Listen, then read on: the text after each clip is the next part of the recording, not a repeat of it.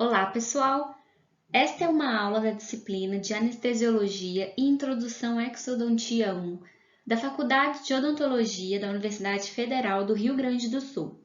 O meu nome é Ingrid e o tema dessa aula será biossegurança.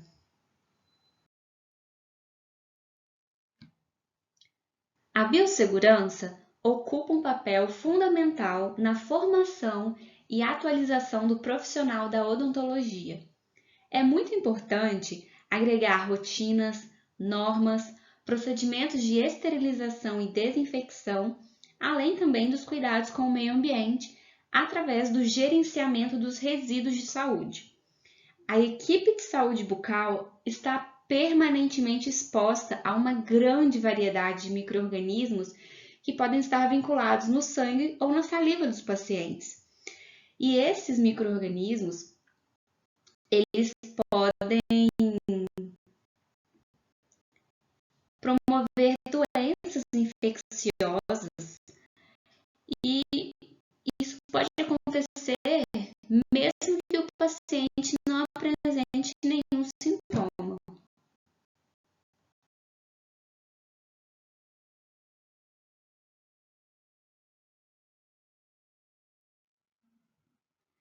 A biossegurança é o conjunto de condutas, diretas ou indiretas, que devemos tomar para ter uma prática profissional segura. É um conjunto de ações destinadas à prevenção e também à minimização ou eliminação dos riscos inerentes às atividades profissionais. Essas atividades, elas podem estar relacionadas tanto à produção, ao ensino, ao desenvolvimento tecnológico, preservação do meio ambiente, tudo isso está relacionado. Na odontologia, a biossegurança ela compreende um conjunto de medidas empregadas com a finalidade de proteger a saúde tanto da equipe quanto dos pacientes durante um atendimento clínico.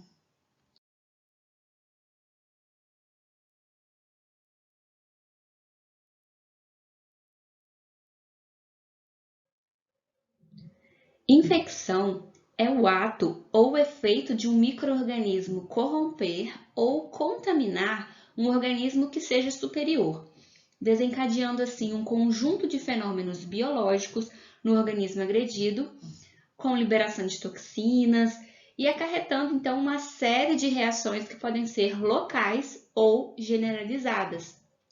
Essas reações, elas podem ser de natureza imunológica ou inflamatória. As infecções, elas podem ser superficiais ou profundas, generalizadas ou localizadas. Várias são as suas causas, mas ela pode principalmente ser de natureza viral, bacteriana ou micótica.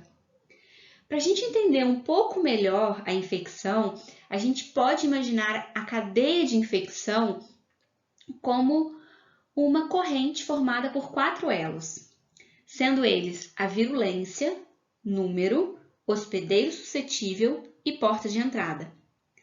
Cada elo é uma condição que deve estar presente para a infecção ocorrer. O controle da infecção tem o objetivo de quebrar um elo dessa cadeia de infecção, interrompendo assim o processo infeccioso.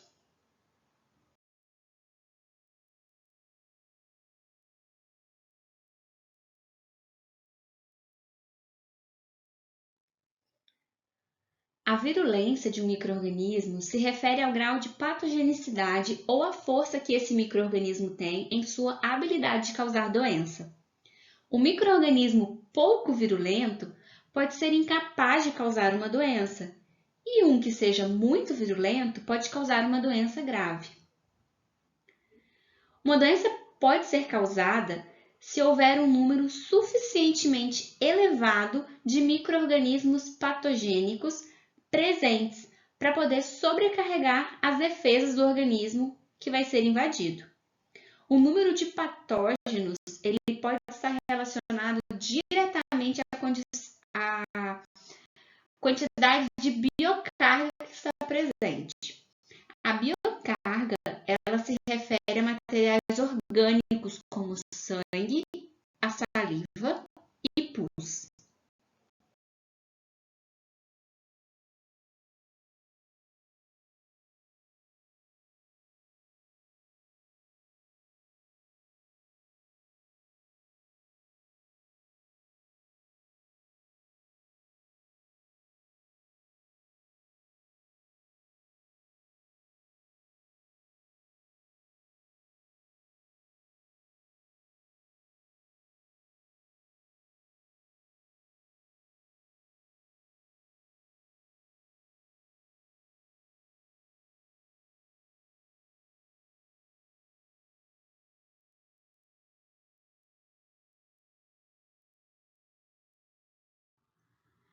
Hospedeiro suscetível trata-se de um indivíduo que é incapaz de resistir à infecção por um patógeno específico.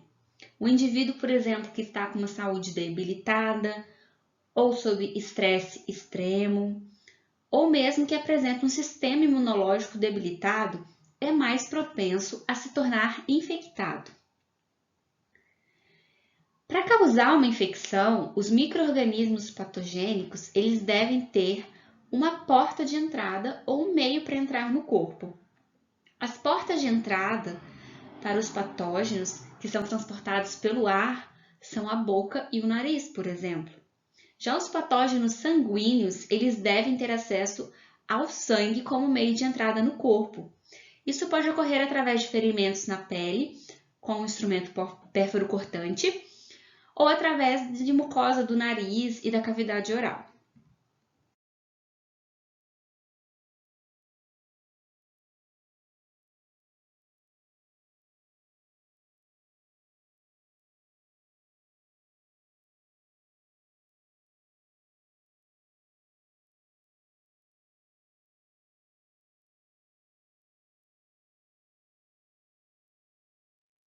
Entende-se por doença infecciosa aquela que sempre é capaz de ser transmissível e contagiosa.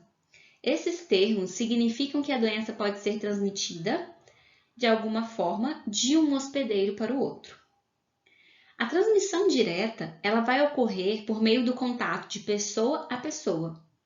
Doenças como hepatite, infecção por herpes, infecção pelo HIV e tuberculose são disseminadas por contato direto, que podem ser via aérea, através das gotículas que se espalham através de tosse ou espirro, e também via contato sem a proteção com o sangue, que pode não só com o sangue, também saliva, sêmen, secreções vaginais. A exposição ao sangue ela é um assunto importante para a gente e deve ser de uma preocupação especial para a equipe odontológica durante o tratamento odontológico.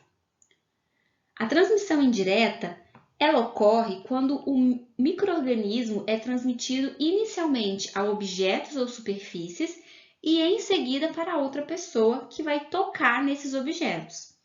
Essa situação não é incomum. E um exemplo bem corriqueiro é quando um membro da equipe odontológica manuseia uma ficha clínica com as luvas e logo após essa mesma ficha é manuseada por outra pessoa, por exemplo, uma secretária que está sem luvas. É importante higienizar as mãos com frequência e desinfetar frequentemente e cuidadosamente as superfícies que podem ser contaminadas para que a gente possa evitar a transmissão indireta de micro-organismos. Essa transmissão indireta ela também é conhecida como infecção cruzada. A transmissão por via aérea ela também é conhecida como infecção por gotículas. Trata-se de uma propagação de doenças através de gotículas de umidade que contêm bactérias ou vírus. A maior parte das doenças respiratórias contagiosas é causada por patógenos que são transportados em gotículas de umidade.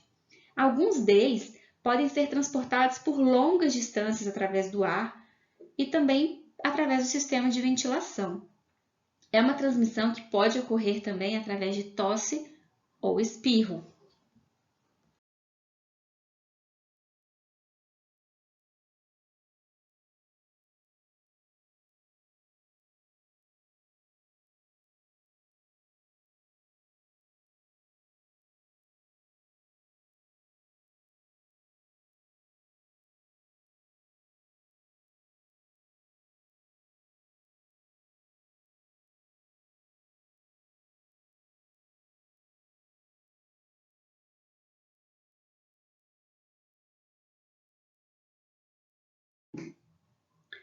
Os aerosóis são produzidos durante o tratamento odontológico e podem conter sangue, saliva e secreções nasofaríngeas. Os aerosóis tipo névoa permanecem por longos períodos no ambiente e podem ser inalados. Não são visíveis a olho nu. Um exemplo que pode produzir esses aerosóis é a caneta de alta rotação e também a ponta de ultrassom. Os respingos consistem em partículas que são maiores de gotículas que estão contaminadas por sangue, saliva e outros detritos, como por exemplo, um cálculo ou uma partícula de dente. As gotículas de spray respingos propagam-se mais distantemente que o aerosol tipo névoa e tendem a se depositar sobre as superfícies de punho e antebraço e também nos braços. Podem também atingir o pescoço da equipe odontológica. Daí a gente vê a importância do uso dos EPIs, que são os equipamentos de proteção individual.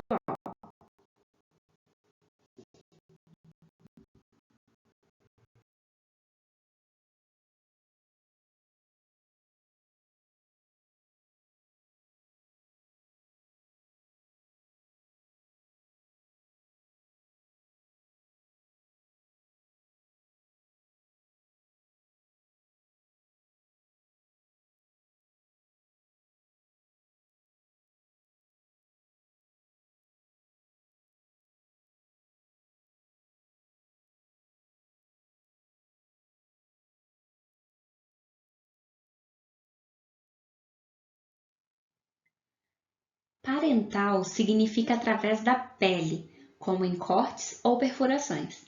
A transmissão parental ela pode ocorrer através de lesões por picada de agulha, mordidas humanas, cortes, escoriações ou qualquer ferimento na pele. A infecção por via sanguínea ocorre por contato direto ou indireto com o sangue ou outros fluidos corporais. A saliva é uma preocupação especial durante o tratamento odontológico porque muitas vezes está contaminada com sangue. Lembrando que, embora o sangue não possa ser visto na saliva, ele ainda está presente. Os micro-organismos transmissíveis pelo sangue mais comuns, de interesse odontológico, são o vírus do HIV e também o vírus da hepatite C e B. Esse exemplo que vemos no slide foi uma experiência, vamos dizer assim. Eles colocaram um corante na água da caneta de alta rotação e eles viram a dispersão dos aerosóis e como também é importante o uso dos EPIs, como a gente já mencionou.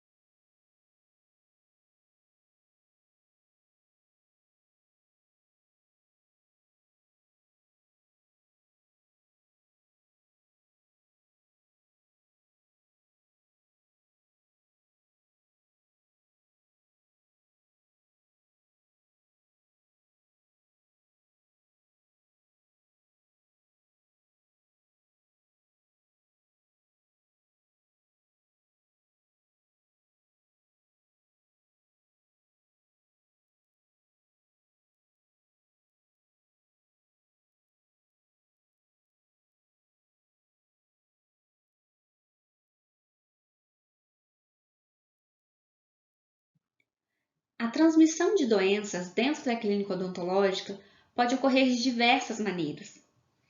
Por exemplo, pode ocorrer do paciente para a equipe odontológica. Os micro-organismos da boca do paciente podem ser transmitidos para a equipe odontológica por meio de contato direto com sangue e saliva, infecção por gotículas, ou por aerosol, que vão penetrar nos olhos, nariz e boca, e também pelo contato indireto, quando toca em instrumentos ou superfícies contaminadas, ou também através de acidentes perfurocortantes. Quando ocorre da equipe odontológica para o paciente, felizmente isso é um pouco improvável e incomum. Porém, se a gente não tiver um cuidado com os procedimentos básicos de controle de infecção, uso de luvas, máscaras, a gente pode também levar patógenos para os pacientes. A transmissão de paciente para paciente é uma transmissão que ocorre quando os preceitos mínimos de controle de infecção são desrespeitados. Quando a gente não se preocupa com a esterilização dos instrumentos, os insumos descartáveis, as barreiras de proteção, a higienização das mãos e o uso de luvas.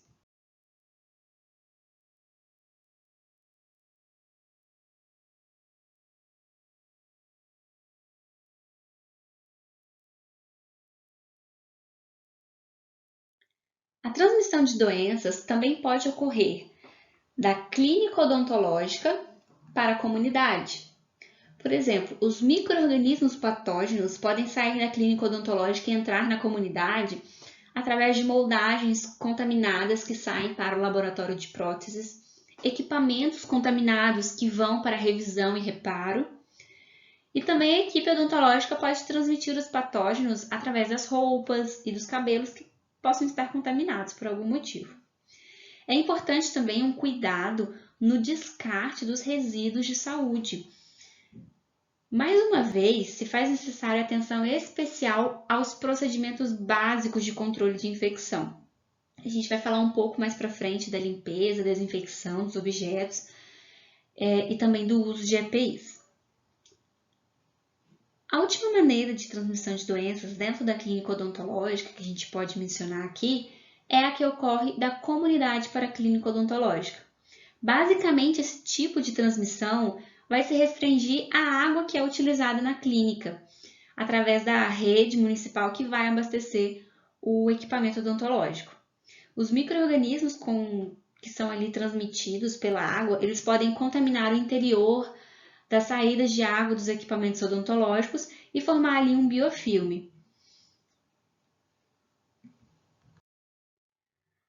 O controle de infecção odontológica é estabelecido mediante os recursos materiais e os protocolos que agrupam as recomendações e normatizações dos órgãos competentes. No Brasil, esse controle é estabelecido pela Vigilância Sanitária, através de leis, resoluções e normas do Ministério da Saúde. Didaticamente, o protocolo de controle de infecção pode ser dividido em 5 partes, que são precauções padrão, desinfecção, barreiras físicas, radioproteção e central esterilização. Vamos abordar cada uma delas a seguir.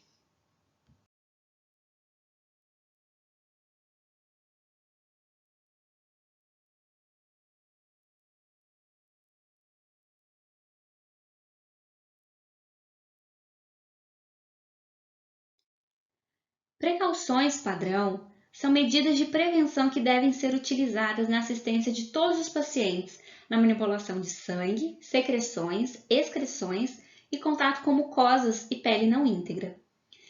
Isso independe do diagnóstico definido ou presumido de uma doença infecciosa, como as hepatites e o HIV.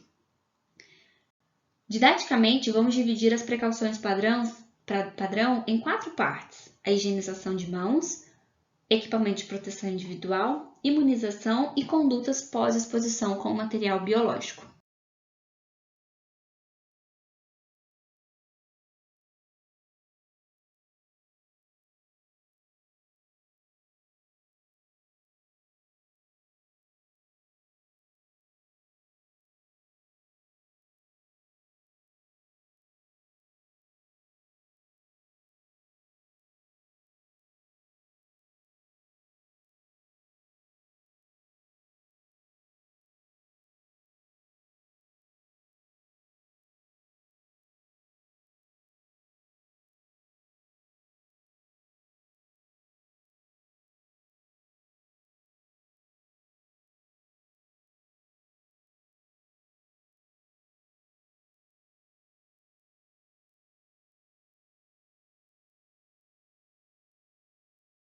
A higienização de mãos é a medida individual mais simples e menos dispendiosa para prevenir a propagação das infecções relacionadas à assistência à saúde.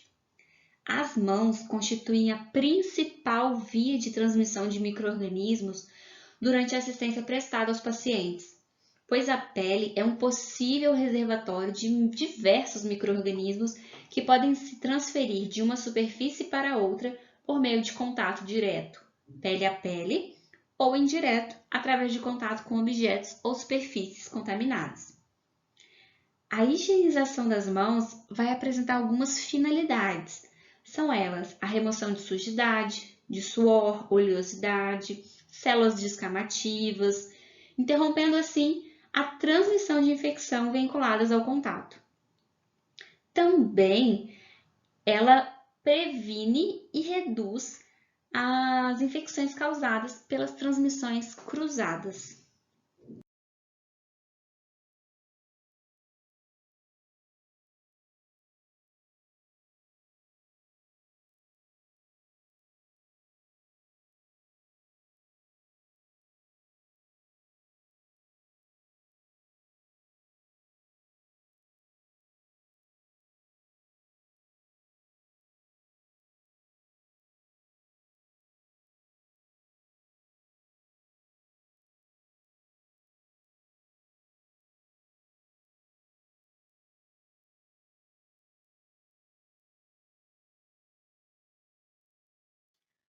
As mãos dos profissionais que atuam em serviços de saúde podem ser utilizadas usando água e sabão, preparação alcoólica e antisséptico. O uso de água e sabão ou sabão antisséptico é indicado quando as mãos estiverem visivelmente sujas ou contaminadas com sangue ou outros fluidos corporais.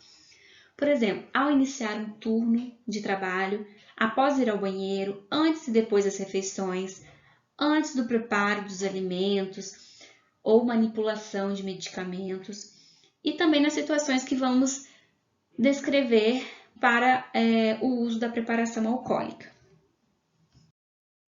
O uso do álcool gel 70% é indicado para higienizar as mãos quando elas não estiverem visivelmente sujas, nessas situações que vamos descrever agora, antes do contato com o paciente e também após o contato com o paciente, é muito importante, antes de realizar os procedimentos ou manipular dispositivos invasivos, antes de calçar as luvas,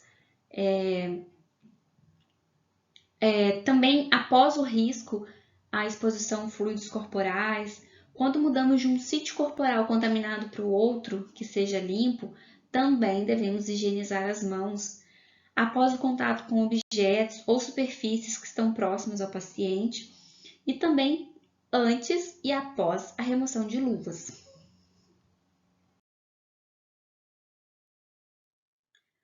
Os equipamentos de proteção individual são essenciais para o cirurgião dentista. As luvas devem ser utilizadas sempre que houver possibilidade de contato com sangue, secreções ou excreções de mucosas ou com áreas de pele não íntegras.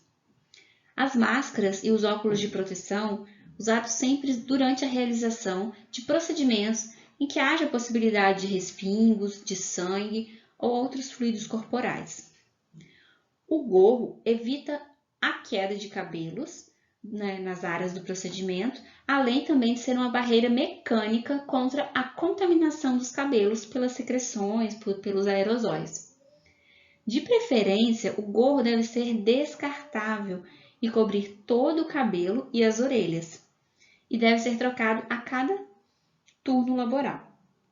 Os aventais, eles devem ser de mangas longas, gola padre, deve cobrir os joelhos do profissional e serem utilizados durante os procedimentos com a possibilidade de contato com o material biológico. Eles podem ser descartáveis ou de tecido. Os sapatos fechados, eles, além de serem uma proteção para os pés, quando estamos em um local úmido, ele também ajuda para que o material infectante de um centro cirúrgico, por exemplo, ele não possa ter contato.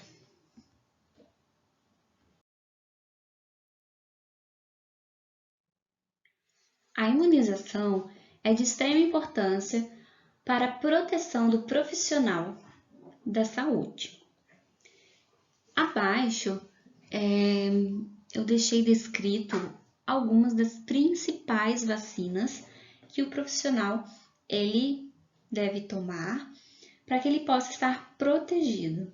São elas: hepatite B, a vacina da gripe, tétano e difteria, varicela, a tríplice viral, que é da rubéola, sarampo e cachumba, a da tuberculose, a tríplice bacteriana para adultos e a vacina da hepatite A. Serão apresentadas as recomendações de precauções universais básicas, bem como os procedimentos que devem ser seguidos após a exposição ocupacional a material potencialmente contaminado. Os acidentes de trabalho com sangue e outros fluidos potencialmente contaminados devem ser tratados como caso de emergência médica, uma vez que as intervenções para a profilaxia da infecção pelo HIV e hepatite B necessitam ser iniciados logo após a ocorrência do acidente para sua maior eficácia.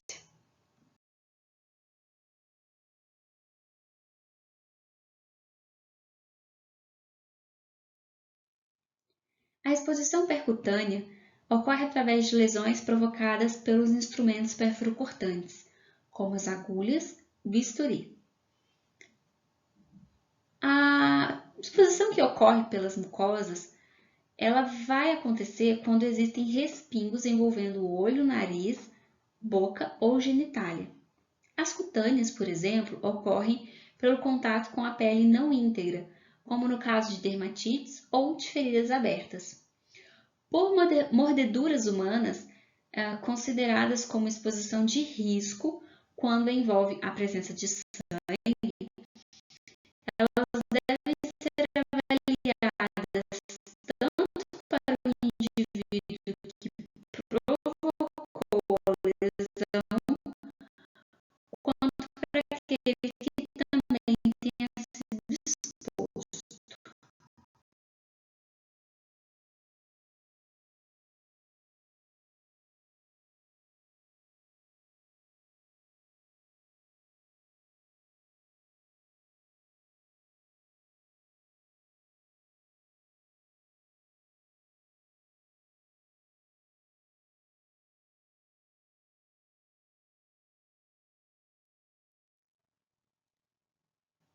Recomendações específicas devem ser seguidas durante a realização de procedimentos que envolvam a manipulação de um material pérfuro-cortante.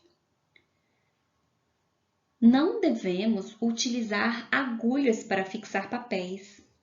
Por exemplo, todo material pérfuro-cortante, como as agulhas, lâminas de bisturi, as vidrarias, mesmo que estéril, eles devem ser desprezados em recipientes que devem ser resistentes à perfuração e que tenham tampa, além, é claro, do símbolo de material infectante. Os recipientes específicos para o descarte desse material, eles não devem ser preenchidos acima do limite, que é de 2/3 de sua capacidade total, e devem ser colocados sempre próximos do local onde é realizado o procedimento. É muito importante que, ao manipular materiais pérfuro-cortantes, tenhamos máxima atenção. Jamais devemos utilizar os dedos como anteparo durante a realização de procedimentos que envolvam os materiais pérfuro-cortantes. As agulhas, elas não devem ser reencapadas, entortadas, quebradas ou retiradas da seringa carpule utilizando as mãos. No caso da seringa carpule, a gente deve sempre reencapar a agulha pescando a capa da agulha e jamais usando as mãos.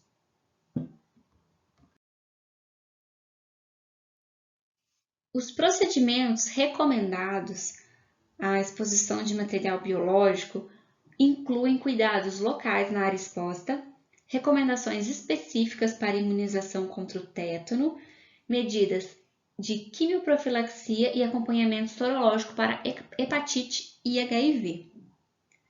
Situações de mordeduras, elas são consideradas exposições de risco quando envolver sangue. Eu vou falar algumas recomendações agora que são importantes em caso de exposição ao material biológico. A primeira delas é manter a calma e lavar imediatamente e abundantemente o ferimento com água e sabão. Atos de espremer a lesão, colocar antissépticos, não apresentam evidências de redução de risco. Ao contrário, essas medidas podem promover maior sangramento do local que está ferido e aumentar assim a área lesada. A notificação deve ser realizada o mais rápido possível. O profissional que tenha passado por um acidente com material biológico, ele deve se dirigir imediatamente ao centro de referência no atendimento de acidentes ocupacionais de sua região. A literatura comprova que o tempo é essencial para que os resultados das medidas profiláticas sejam satisfatórios.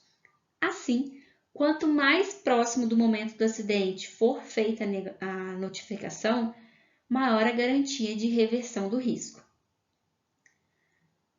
No local onde é feita a notificação, deve ser comunicado o fato ao técnico de segurança do trabalho e também preenchido o inquérito de notificação que é emitida à comunicação de acidente de trabalho.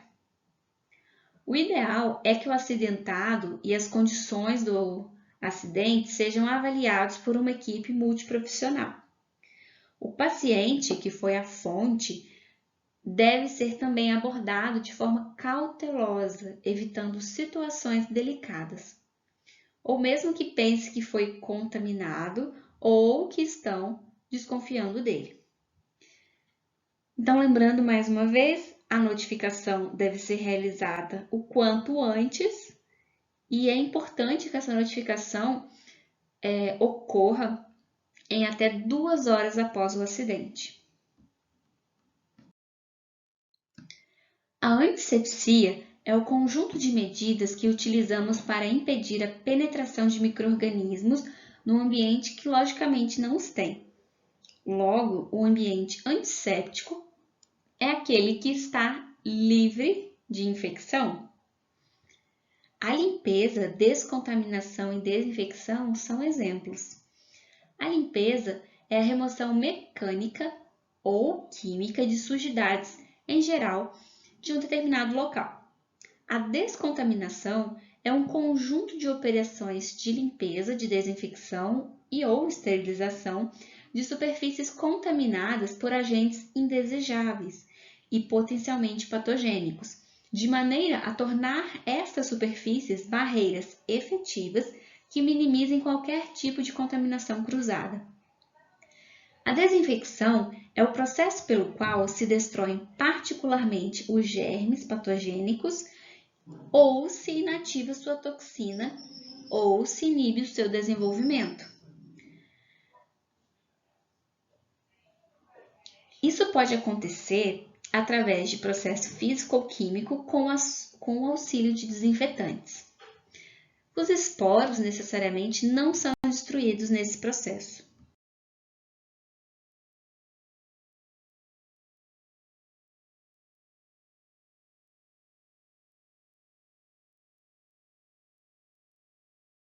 A antisepsia é o conjunto de medidas propostas para inibir o crescimento de micro-organismos ou removê-los de um determinado ambiente, podendo ou não destruí-los. Para esse fim, utilizamos os antissépticos ou os desinfetantes. A eliminação de micro-organismos na pele, mucosa ou tecidos vivos com auxílio de antissépticos, substâncias microbicidas ou biostáticas.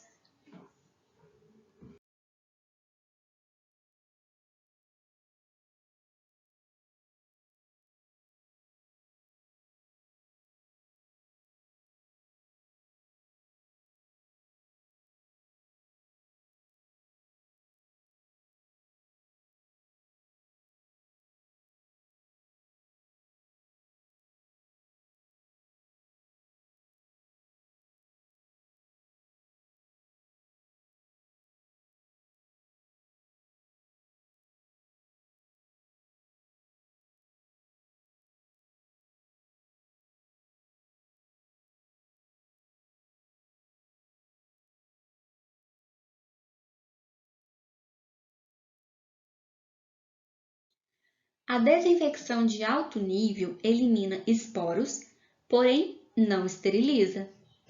Como exemplo de uma solução que pode promover esse tipo de desinfecção, a gente tem o ácido peracético. As soluções de desinfecção de nível intermediário devem ter a propriedade da tuberculinicina, que elimina o bacilo da tuberculose. Elas não agem contra esporos. Elas vão agir contra micro-organismos vegetativos e fungos, realizando somente desinfecção. Um exemplo são as soluções alcoólicas, 70%, os compostos iodados e fenólicos.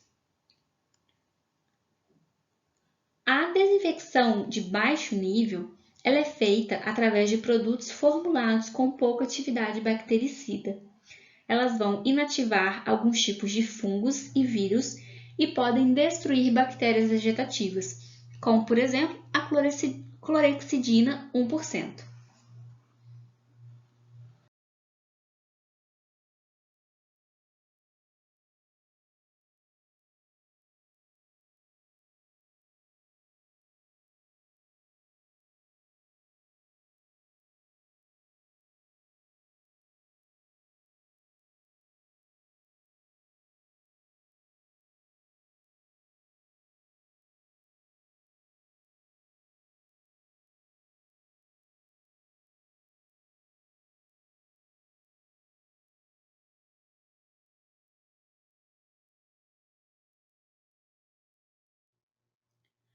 Para melhor entendimento dos efeitos da desinfecção em superfície, os artigos são classificados em 3 grupos, segundo uma classificação bastante conhecida e utilizada desde o início do século passado e que continua atual. É a classificação de Spalding.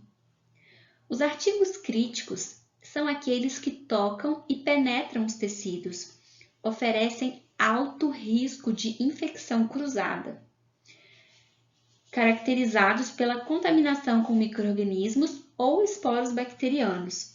São incluídos nessa categoria o material cirúrgico e o de implante, instrumental de periodontia, endodontia, brocas, agulhas, sugadores. Todos devem ser obrigatoriamente esterilizados em autoclave ou ser descartáveis.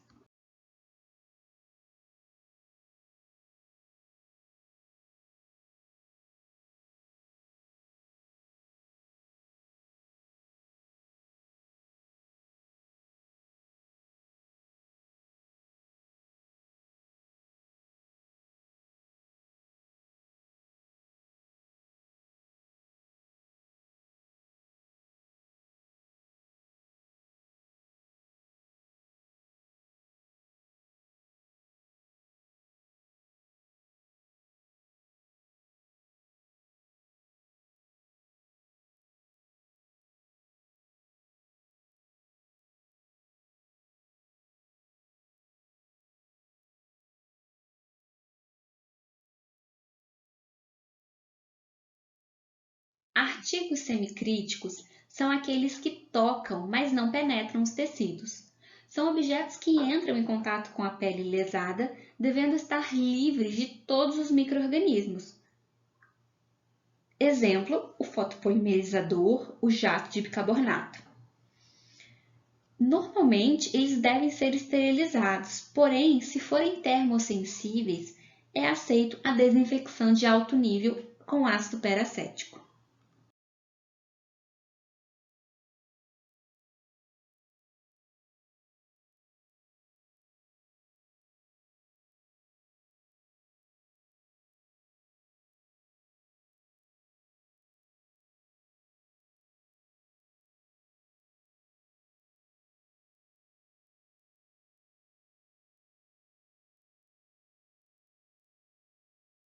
Artigos não críticos, eles não tocam e nem penetram os tecidos. Eles são os que entram em contato apenas com a pele íntegra. Seriam, no caso, o equipo e os periféricos, como laser, móveis de bancada e etc. Eles devem ser lavados e submetidos à desinfecção de baixo grau. Preferencialmente, a desinfecção de um grau intermediário através do álcool 70, hipoclorito de sódio ou através de solução detergente germicida. Deve-se ter cuidado.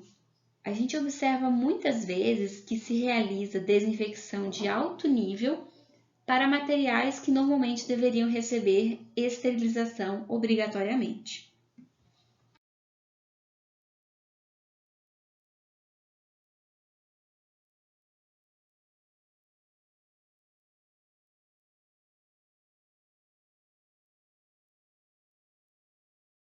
As barreiras físicas são importantes aliadas no controle de infecção das superfícies e mobiliários dentro da clínica odontológica.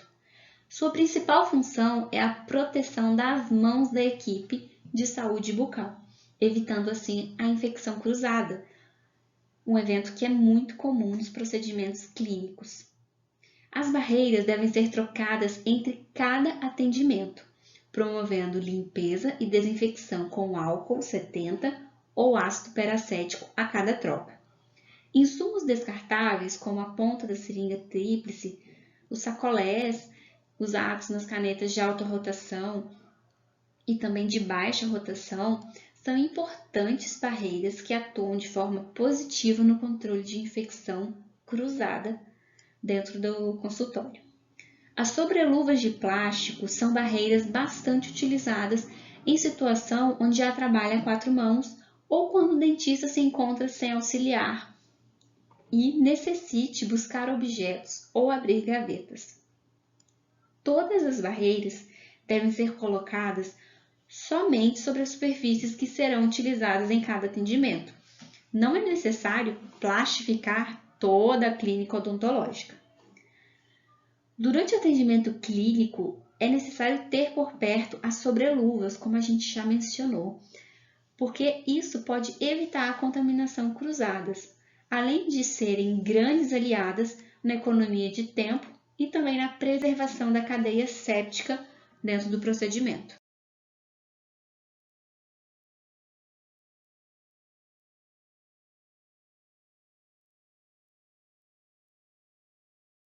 A radioproteção é um assunto extremamente negligenciado. É comum pensar que a radiação emitida por um equipamento de consultório odontológico é muito pequena, sendo assim inofensiva.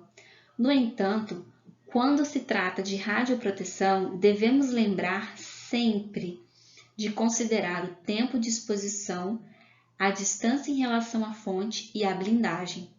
Os danos à saúde provenientes à exposição à radiação, elas podem se manifestar a longo prazo, o que reforça, infelizmente, uma postura negligente dos profissionais.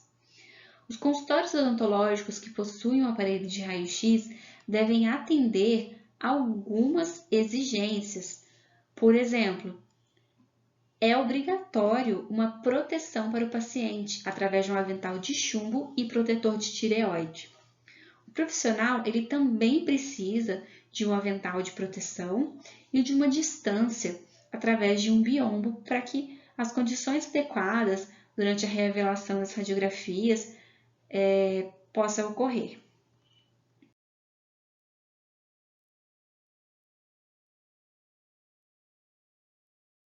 Esterilização é o processo de destruição de todas as formas de vida microbiana, bactérias nas suas formas vegetativas e esporuladas, fungos e vírus, mediante aplicação de agentes físicos ou químicos. Toda esterilização deve ser precedida de lavagem e enxaguadura do artigo para remoção dos detritos. O conceito de esterilização é absoluto. Não existe um material que está meio esterilizado. Ele está esterilizado ou contaminado. Não existe meio termo.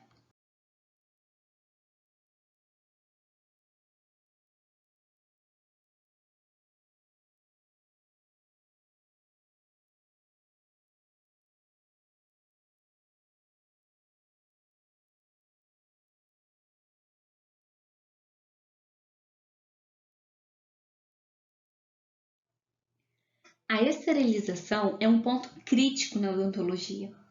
Todo serviço odontológico deve ter um espaço destinado ao reprocessamento de instrumental que deve constar, no mínimo, de uma pia exclusiva para a lavagem do instrumental contaminado, uma bancada para secar, embalar, um aparelho esterilizador, no caso autoclave, e gavetas ou armários para o acondicionamento correto dos instrumentais que vão estar estéreis. Esse espaço é denominado central de esterilização. É muito importante que a central de esterilização tenha um fluxo unidirecional de trabalho.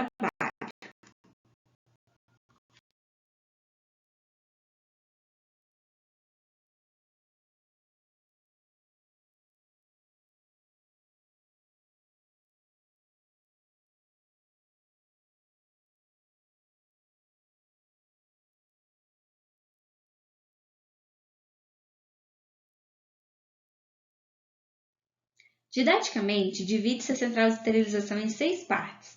Vamos abordar cada uma delas a seguir. O espaço físico deve ser delimitado em 2 áreas. A área contaminada, que é composta pela pré-lavagem, lavagem, secagem e embalagem, e a área limpa, esterilização, monitoração e acondicionamento. Vale lembrar que o ideal é ter uma sala separada para esterilização de materiais, sempre mantendo aquele fluxo unidirecional, que é o fluxo correto do reprocessamento dos materiais. Isso é indispensável para que não sejam misturados materiais sujos, limpos e estéreis, mantendo assim a barreira asséptica.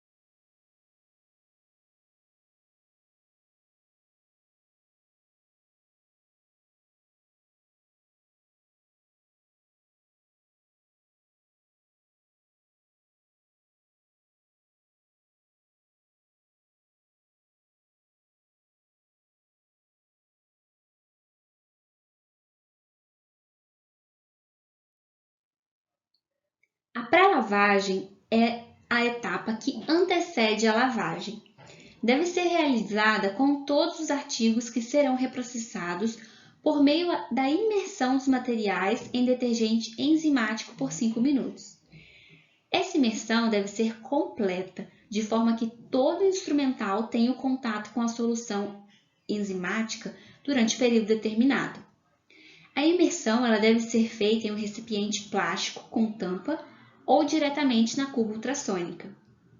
O detergente enzimático, no mínimo, deve conter 3 enzimas, que são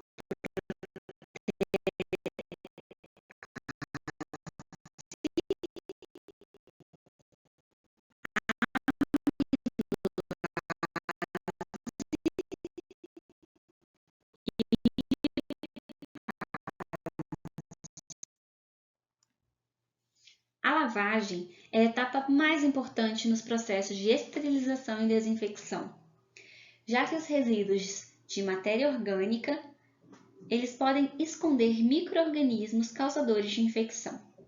O processo de limpeza visa remover o material orgânico acumulado. A permanência do biofilme nos instrumentos podem inviabilizar os processos de esterilização, isolando os micro-organismos do agente esterilizante. A desinfecção de qualquer instrumento também fica comprometida caso a limpeza não seja eficiente. É importante ressaltar que a limpeza do artigo contaminado deve se iniciar o mais rápido possível após sua utilização. Isso favorece o processo de limpeza, porque quanto maior o tempo entre o uso e a lavagem do artigo, mais difícil é a retirada da matéria orgânica, que ficará ressecada. Além, é claro, de diminuir o risco ocupacional dos funcionários, já que os micro-organismos presentes na sujidade do instrumental reproduzem-se em progressão geométrica. Assim, quanto maior o tempo entre o uso e a lavagem, maior a quantidade de micro-organismos existentes. Também protege os instrumentais cirúrgicos da ferroxihemoglobina, o ácido ferroso presente no sangue, que irá favorecer a formação de pontos de corrosão no instrumental. A presença de matéria orgânica ou inorgânica no artigo pode inviabilizar a esterilização. Assim, podemos ter a autoclave mais sofisticada do mercado e mesmo assim não ter segurança na esterilidade dos artigos se as etapas de lavagem e pré-lavagem descritas até aqui não forem bem utilizadas e executadas.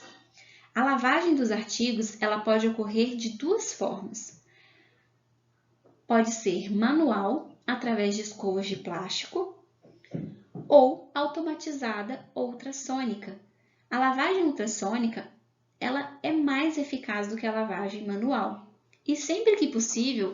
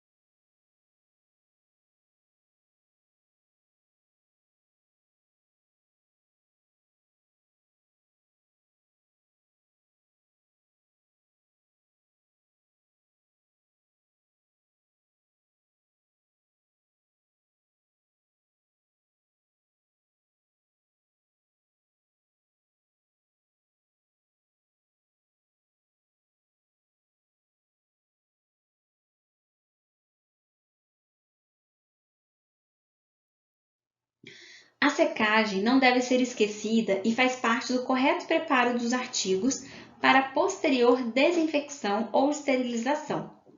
Deve ser realizada utilizando-se papel toalha de boa qualidade. Podemos substituir o papel toalha por uma compressa cirúrgica e esta também deve ser reprocessada. Mas não é indicado o uso de toalhas de tecido, pois ela é fonte de contaminação. A inspeção visual é de extrema importância. Deve ser realizada logo após a secagem do instrumental. Essa fase vai confirmar a eficácia da limpeza que foi realizada no início do reprocessamento. É feita através de lentes de aumento.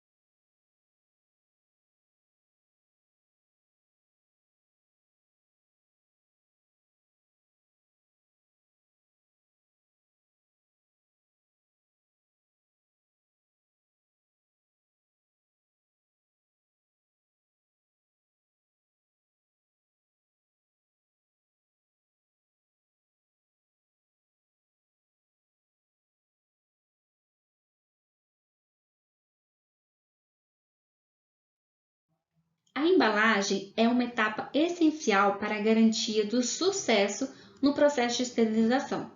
Sua principal finalidade é garantir que o instrumental permaneça estéril até o momento de seu uso. A seguir estão listadas algumas opções viáveis de barreiras. Algumas delas: o papel grau cirúrgico, caixas perfuradas envoltas por papel cirúrgico. É necessário ter uma atenção à data da barreira. Além disso, todos os pacotes devem ter também o nome do profissional responsável pelo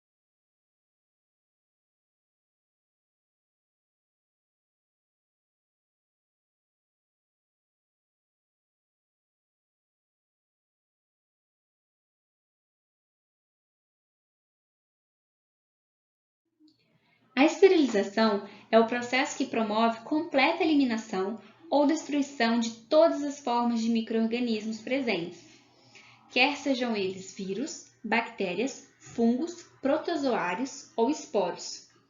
Os métodos de esterilização são divididos em três: método físico, método químico ou método físico-químico.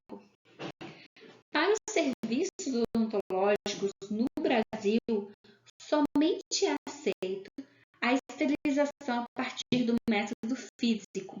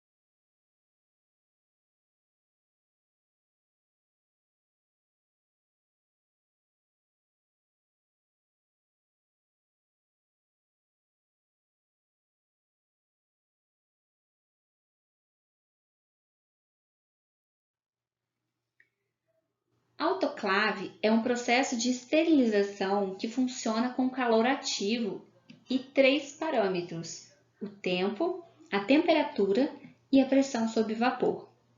A esterilização a vapor é realizada em autoclaves cujo processo possui fases de remoção do ar, penetração do vapor e secagem. O sistema de remoção do ar direciona os diversos tipos de autoclave e os seus ciclos de esterilização são orientados de acordo com as especificações do fabricante. A autoclave gravitacional é de uso odontológico. O vapor é injetado forçando a saída do ar. Porém, esse tipo de autoclave possui a fase de secagem limitada, uma vez que não vai possuir a capacidade de remoção completa do vapor. E essa, é claro, é uma desvantagem, porque o material processado ele pode apresentar uma umidade no final do ciclo, por causa dessa dificuldade de remoção do ar. Podem ocorrer algumas falhas, é claro, durante o processo da autoclavagem. Essas falhas podem ser mecânicas ou falhas humanas. As falhas mecânicas, elas ocorrem devido à operação incorreta ou através da falta de manutenção preventiva do equipamento da autoclave. As principais falhas humanas estão na limpeza incorreta ou deficiente dos materiais, a utilização de barreiras inadequadas, a confecção de pacotes também inadequados, muito grandes, pesados, apertados. O tempo de esterilização também pode ser insuficiente. Se utilizarmos pacotes que saíram úmidos da autoclave, misturar os pacotes que estão esterilizados com os não esterilizados, não se atentar para o prazo de validade descrita no pacote. Tudo isso se configura uma falha durante o processo de autoclavagem. A segurança do processo de esterilização depende de todas as fases da preparação dos artigos de saúde. A sobrevivência de micro-organismos durante o processo de esterilização pode ocorrer através de falhas humanas ou falhas mecânicas. É importante, então, haver a monitoração da esterilização. Todos os resultados desse processo de monitoração devem ser arquivados em pastas ou cadernos específicos e serem documentos legais durante o controle da esterilização.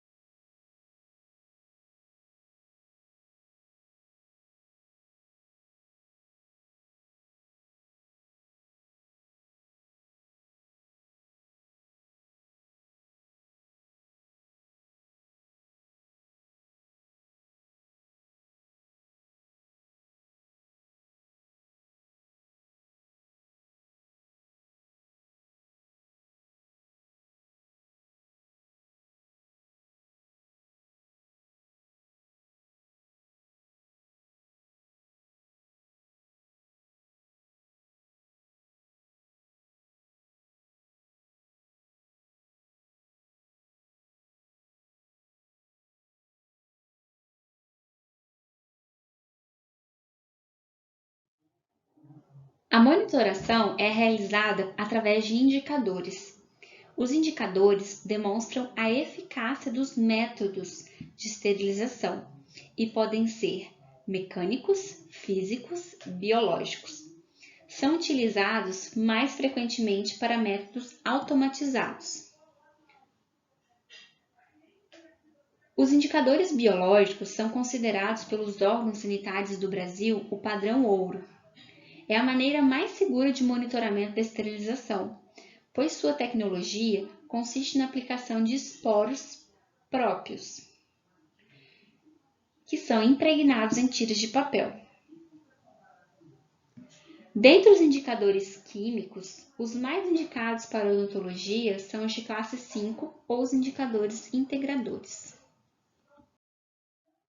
O acondicionamento é a última etapa do reprocessamento de artigos. É importante a gente lembrar do fluxo unidirecional. O acondicionamento ele tem uma importância fundamental. A sua principal função é preservar a condição estéril dos artigos processados.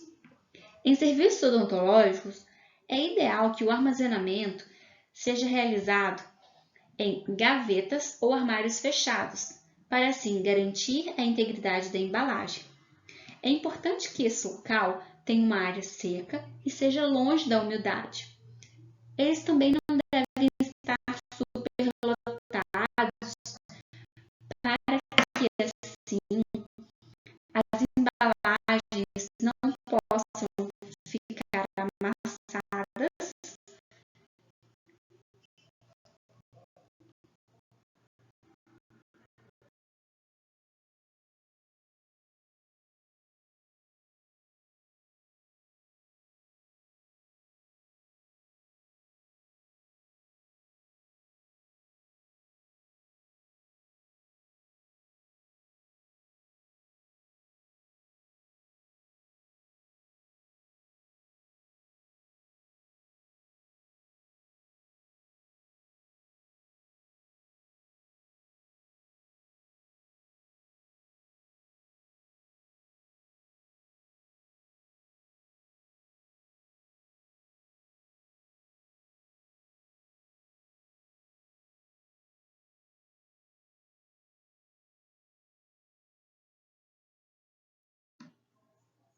No Brasil, a Agência Nacional de Vigilância Sanitária e o Conselho Nacional de Meio Ambiente são instâncias competentes para estabelecer normas e propor políticas públicas em suas respectivas esferas de atuação. Resoluções importantes foram realizadas visando o gerenciamento dos resíduos e o controle com o meio ambiente.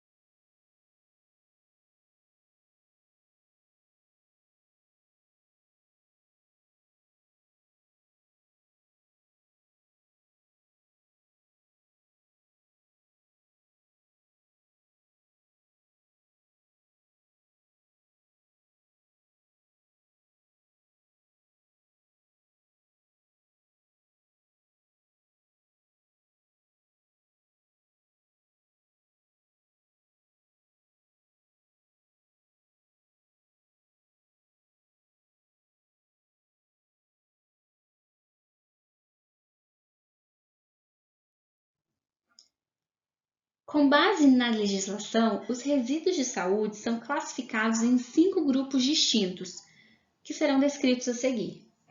Para cada um desses grupos, existem um sistema de cores e símbolos específicos para sua identificação.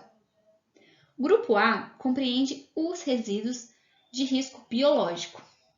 Esses resíduos, eles possivelmente têm a presença de agentes biológicos que, por suas características de maior virulência ou concentração, podem apresentar risco à infecção. Na clínica odontológica, podemos destacar os dentes, retalhos de gengiva, algodão, gaze que contenham sangue ou saliva, e também os EPIs que possam ter sido contaminados, além também de resíduos laboratoriais de natureza orgânica ou patogênica.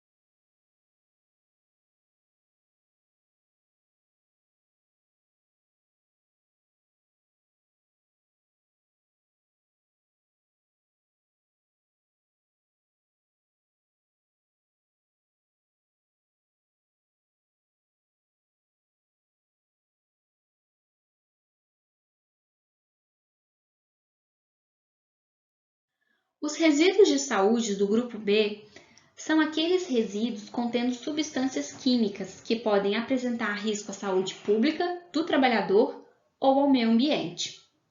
Os recipientes devem ser adequados à natureza do produto, que podem apresentar características de corrosividade, toxicidade e inflamabilidade. Na clínica odontológica, são caracterizados por sobras de anestésicos, antibióticos, medicamentos vencidos, resíduos de amálgama, mercúrio, aldeídos, revelador e fixador de radiografia. Muitos desses produtos podem ser reciclados e, quando possível, devem ser encaminhados a empresas preparadas e licenciadas para esse serviço.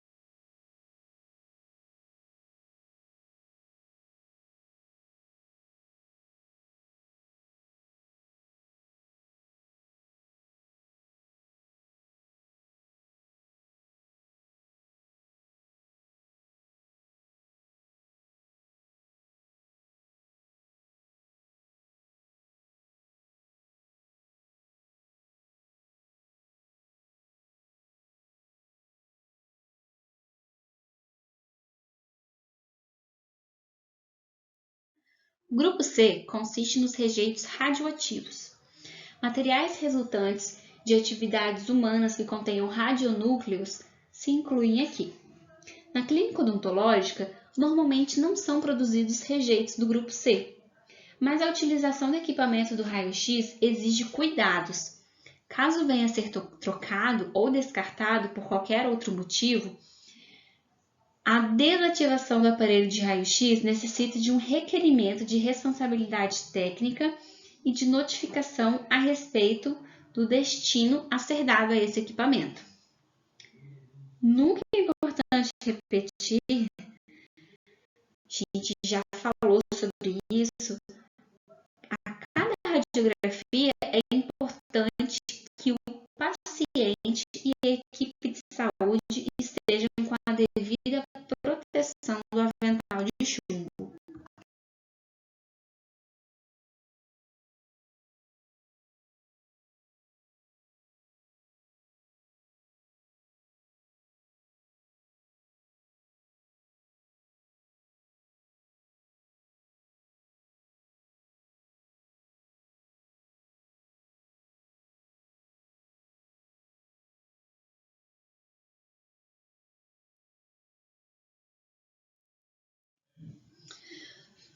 Os resíduos do grupo D são aqueles que não apresentam risco biológico, químico nem radiológico à saúde e ao meio ambiente, podendo ser equiparados aos resíduos domiciliares.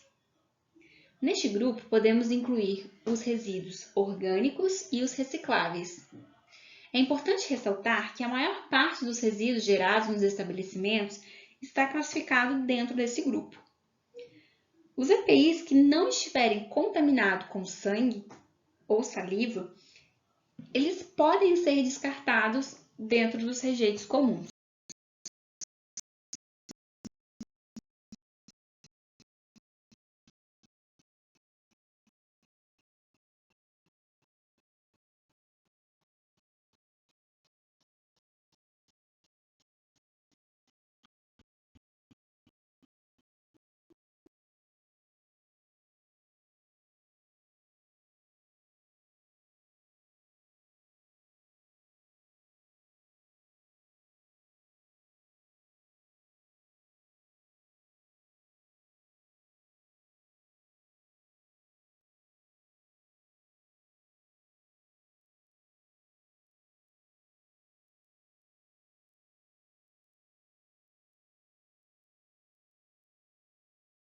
O grupo E é composto pelos materiais pérfuro-cortantes. São acessórios, equipamentos e dispositivos afiados, cortantes, pontiagudos ou escarificantes, que potencialmente são capazes de produzir acidentes e inocular um material ativo quando manuseados de forma inadequada.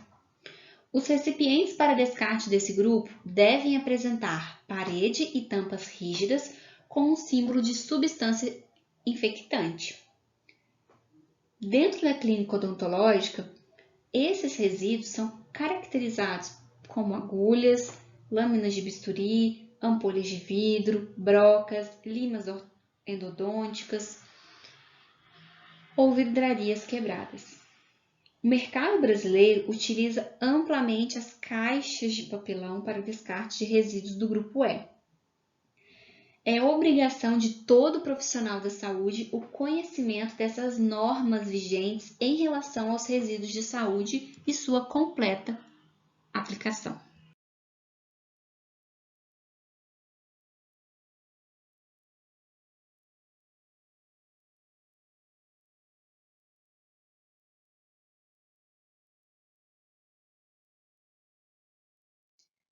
Dessa forma, finalizo o conteúdo de biossegurança e nesse último slide deixo meu contato. Caso houver alguma dúvida, fiquem à vontade para enviar perguntas. Bons estudos!